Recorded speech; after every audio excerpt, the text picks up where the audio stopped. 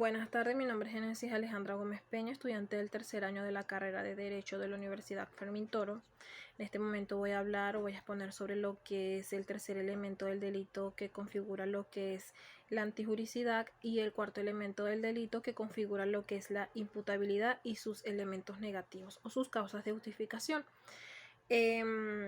Antes de hablar de ambos elementos, es importante mencionar lo que es la definición acerca de lo que es el delito. El delito es toda acción típica, antijurídica y culpable que genera un daño de un bien jurídico a otra persona y es sancionada por una norma.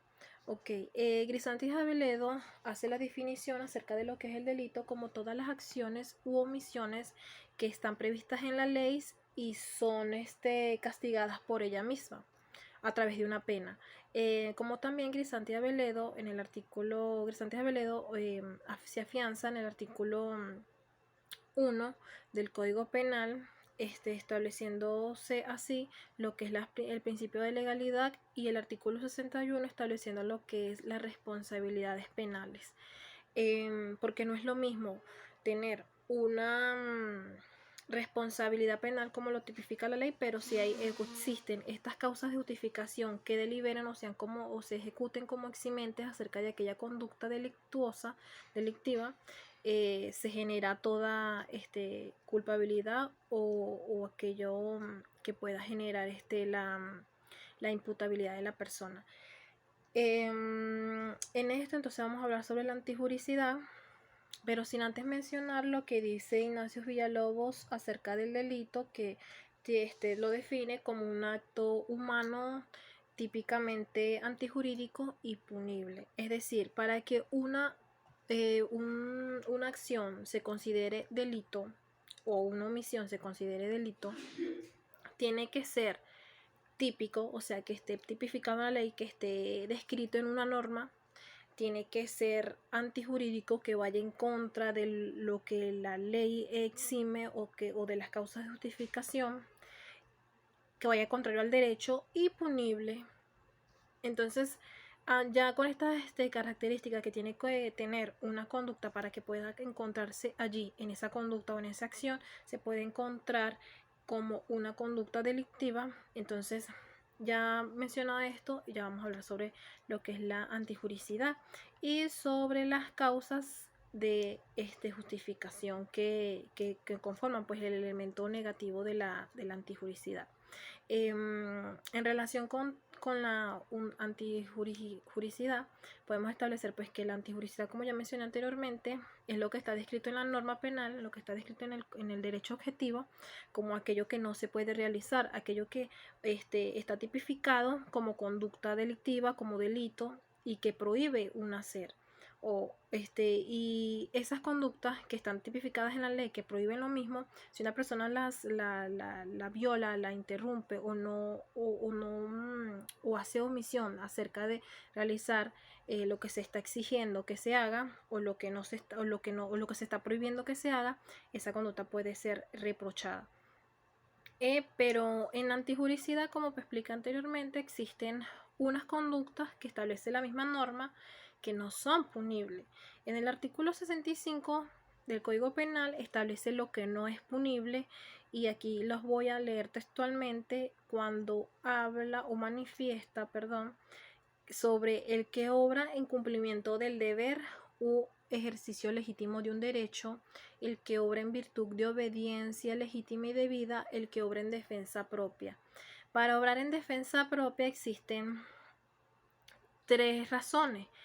Si tiene que haber una agresión ilegítima, necesidad de medio empleado y el que obra constreñido de necesidad. Ya explicado esto, es importante mencionar entonces que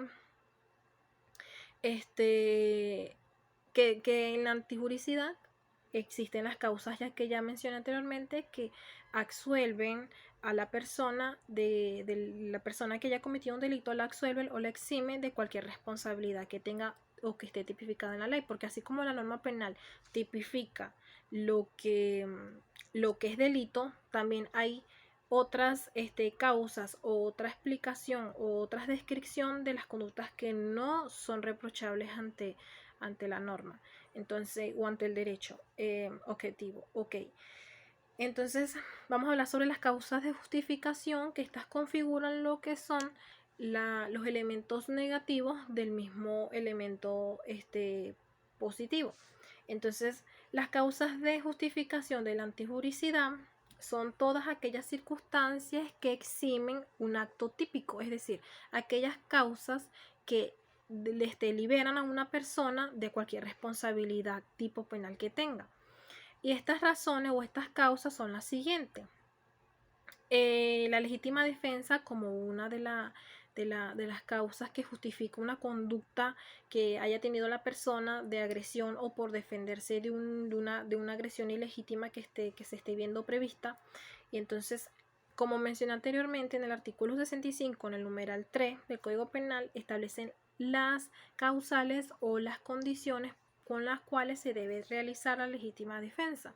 Es decir, si uno obra en legítima defensa, tiene que haber una agresión ilegítima, o sea, tiene que haber un miedo inminente, tiene que haber un estado de necesidad, porque no es lo mismo, hay dos cosas aquí que uno tiene que tener mucho cuidado, porque no es lo mismo obrar en legítima defensa o en defensa putativa o en defensa inculpable. ¿Por qué se diferencian estas dos? Porque en la legítima defensa se obra o se cree que no se cree. En la legítima defensa uno está siendo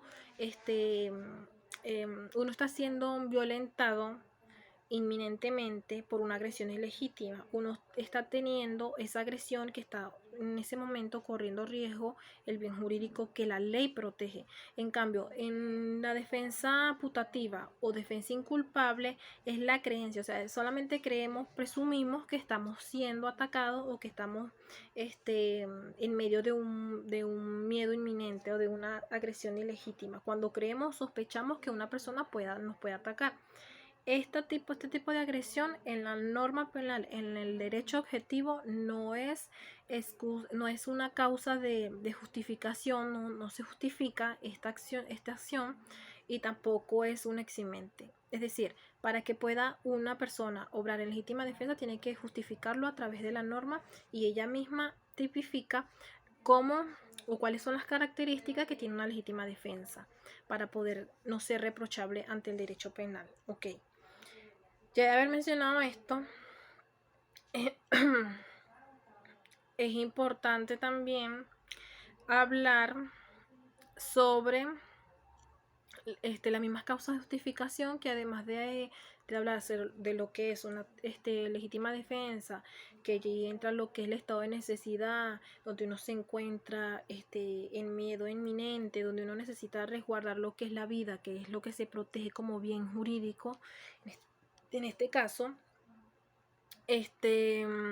porque la agresión posiblemente, o es así, posiblemente puede ser dolosa.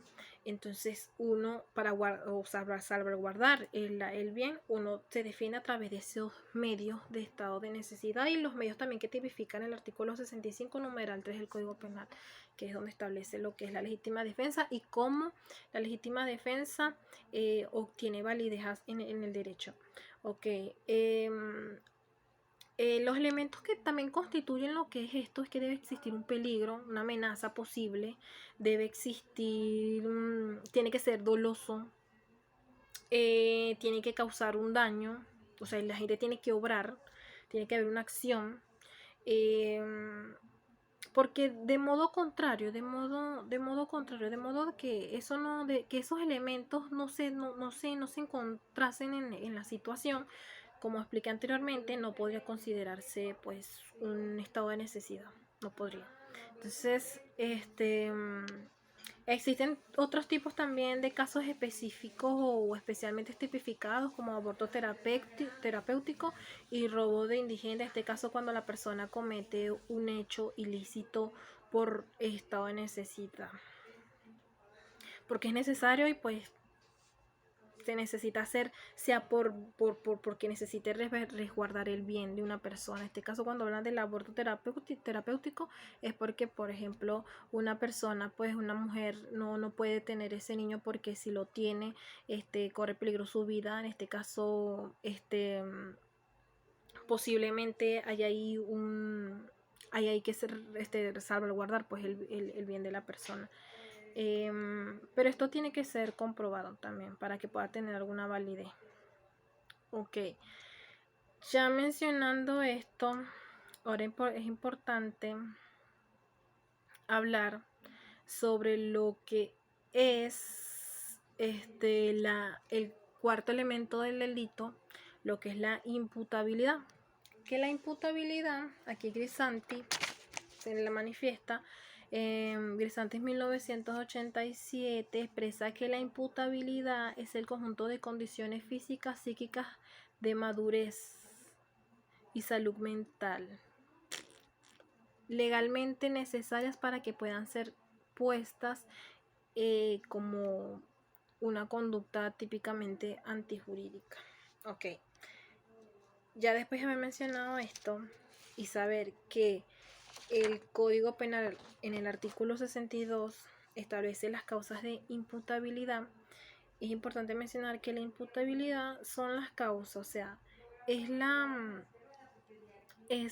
demostrar, o sea, el derecho en la imputabilidad o el elemento del delito de la imputabilidad se encarga de ver las condiciones físicas, de madurez o psíquica exigidas en la ley para que una conducta pueda ser o se pueda encontrar una conducta delictuosa. O sea, la persona tiene que tener capacidad de edad para poder ser imputable, y tiene que tener o tiene que contar con estados mentales o condiciones psíquicas verdaderamente estables ante la ley para poder ser considerada. Cada acto o hecho que realice esa persona puedan ser considerados como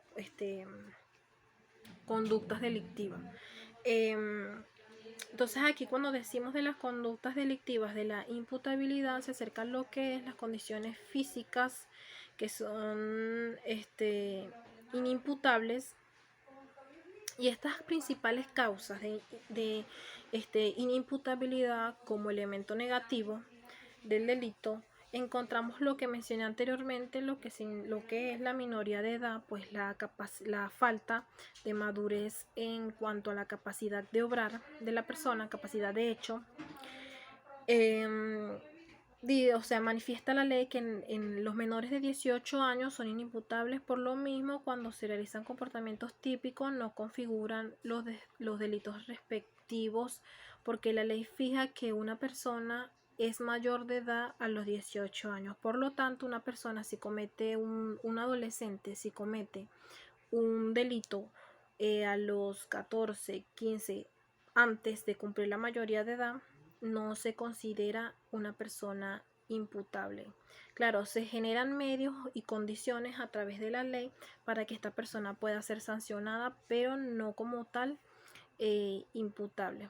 Estas correcciones normalmente se hacen de la forma siguiente: reclusión a domicilio, reclusión escolar o también reclusión en el mismo hogar.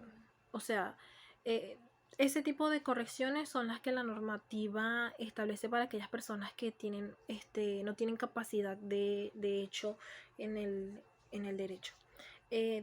Una también de las causas de inimputabilidad son las enfermedades mentales, que son procesos psicopatológicos agudos y crónicos o permanentes que producen alteraciones modificatorias de la personalidad psíquica del enfermo, anulando su capacidad de entender y de querer.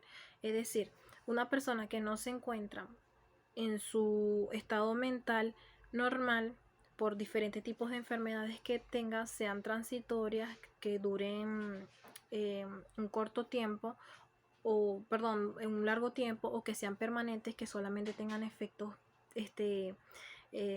cortos, o de repente aquellas personas que se han visto interrumpidas en su capacidad de entender las cosas, es decir, aquellas personas que sufren de idiotez, la cerebropatía, que esa es la detención de las células encefálicas del cerebro, y todo ese tipo de traumatismo que generen o alteraciones al desarrollo físico y cognitivo en la persona, esas personas no son imputables ante la ley.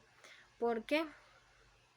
Porque pues tienen un estado mental no normal y no pueden desarrollar sus capacidades cognitivas, y tampoco pueden saber en realidad lo que se el hecho que se ejerció, que ellos mismos hicieron, no son conscientes de eso.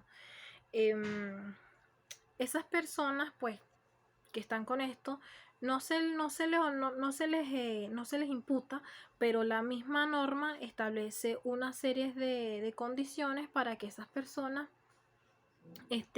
como medida de seguridad puedan sopesar esas enfermedades mentales. Aquí también establece cuando son estados mental transitorios, que estas se pueden encontrar a través de 3 circunstancias, sean patológicas, físicas o psíquicas. Cuando se emplean sustancias embriagantes o tóxicas, enervantes, o hipnotismo, sonambulismo, es decir, una persona también puede verse en causas de inimputabilidad cuando las personas, por ejemplo, se encuentran en sonambulismo, estén durmiendo, y normalmente el estado de inconsciencia natural no es provocado voluntariamente, sino que porque estaba durmiendo, estaba en efectos del sueño natural y realizó un movimiento inesperado y pues realizó una acción y generó un daño a otro.